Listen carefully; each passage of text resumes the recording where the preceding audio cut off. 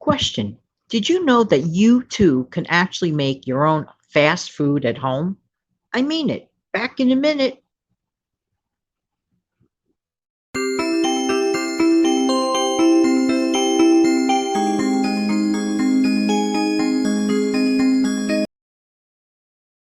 Hi, this is Jan. I live in New York, and just to mention to you, I'd like to help you keep some of your money. How's everybody doing today? Hope you're all doing well. If you're brand new here, welcome, welcome, welcome. Thank you so much for being here. Now, can you make fast food at home? Absolutely. Now, what is your definition of fast food? Is it the stuff that you pick up, let's say at an official fast food place? Sometimes fast food isn't all that fast. And sometimes people confuse fast food with cheap food, meaning price. Sometimes you can find a deal. Where you may find a deal in one area of the menu, trust me, you might make up for it on another area of the menu. For example, let's say a drink or a dessert type thing. But then again, it's all up to you. I want to talk to you today about method. It's more about method than about actual food. Now, if you pre plan, because you have to know your lifestyle, are you a busy person at night? Do you need to like have something, grab and go, literally like grab to eat and go? Then this might be for you. I am usually for prevention is better than paying for cure. You know what I'm saying? An ounce of prevention. So when you write your next grocery store haul list, consider picking up a few convenience foods. What do I mean by that? Now I'm not saying they're the healthiest thing on planet Earth because that wouldn't be true. But they are what they are, convenience foods. Because if you do the math on some of the fast foods versus the convenience foods you can make at home. But I learned a trick, I learned a method. Let's say, for example, there's this company that makes these amazing, I really mean it, amazing frozen hamburgers.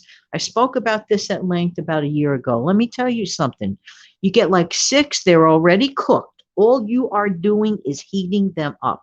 They are your typical fast food type of burger. Okay. You could get hamburger buns for a song and you could team it up with that burger. You could buy those prepackaged sliced cheeses, get them on sale if possible, and then you could have yourself a nice cheeseburger and put whatever you want on it at home in a hurry. To me, Janet, it's sure a lot faster than, let's say, driving over to the fast food joint, waiting on a line, tired and hungry, and just feeling irritable. No, skip that. An ounce of prevention is worth a pound of cure. But here's the other method.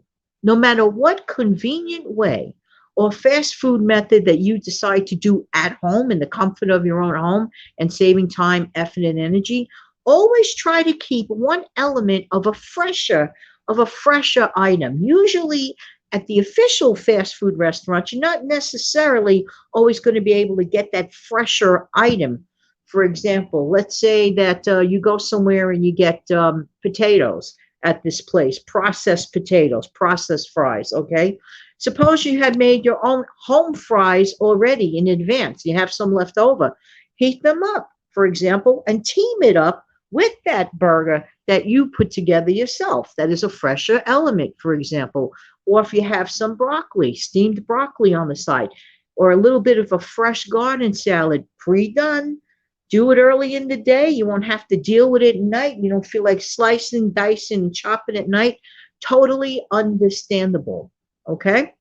Now, if you enjoy a certain type of frankfurter, for example, there's only, for me, honestly, I only get good quality frankfurters. If I'm going to bother to eat a frankfurter, for me, Jan, this is where I'm definitely a food snob there. I really am not going to buy inexpensive frankfurter. It's just, to me, I'm not going to enjoy it. I'm not going to eat it. If I'm not going to enjoy it, it's a waste of money. So that's the way I look at it when it comes to food. I rather not buy certain other items, let's say a trinket, and I always use this as the example. For me, a trinket is not as important as eating something that I might really like to have. Okay. So I'd rather go for that money, reallocate it to that better quality frankfurter. Now, but I did learn to really talk about a fast food trick. All you have to do is preheat your oven, or better still, even your air fryer. Learn the instructions of how to use your air fryer when it comes to frankfurters, and roast them up in your air fryer or your oven. I'm telling you, what I would do if I do the oven method, I would take a pan. I would put it side by side, a whole bunch of frankfurters if I have company. One pan I'm going to have with the frankfurters, and also I could put some pork and beans on the side of the same pan. Doesn't matter if it touches it a little because frankfurter and beans taste great together anyway. Or I could cut them up and throw them in the pork and beans. Just throw it in, doctor it up my own flavors, get a little bit, creative. That is the easiest thing in the world. And then on the side, you could toast up some of those hot dog buns, hot dog rolls, right?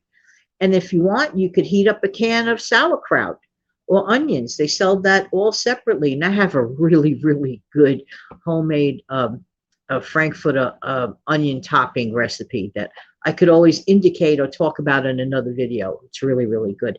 This is fast food, for real fast food. So if you start off by going to the grocery store and picking up a couple of convenience foods, and especially if you know already in advance, look at your schedule. Some people only meal plan. Yes, it's important to meal plan, in my opinion, but also look at your personal schedule.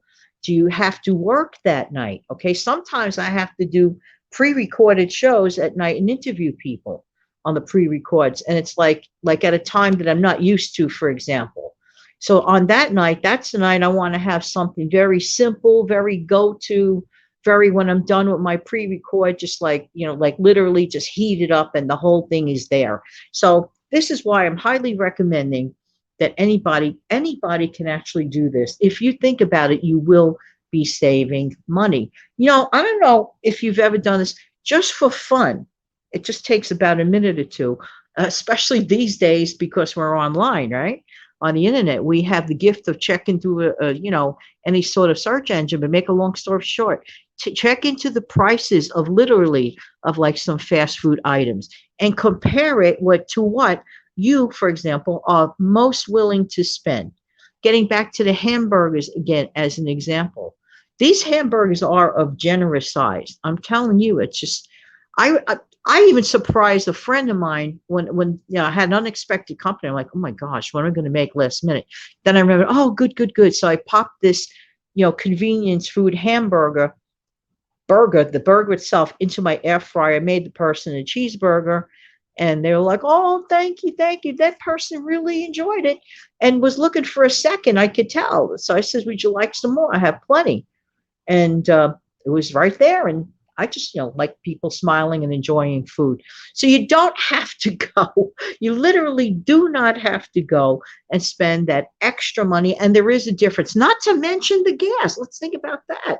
So save your money on your fuel, on your gas and everything and all that. Sit down and plan not only your convenience foods, but also let it coincide with your actual real life schedule. And if you do that and add an element of fresh food with it, you'll have a healthier option. There you go. In the meantime, this has been Jan from New York City. Thank you for listening. Have an amazing, fantastic day. If you found value in this video, please don't hesitate to slam on the like button and share my videos too. I really appreciate you. Take good care. Have a great day. Bye-bye.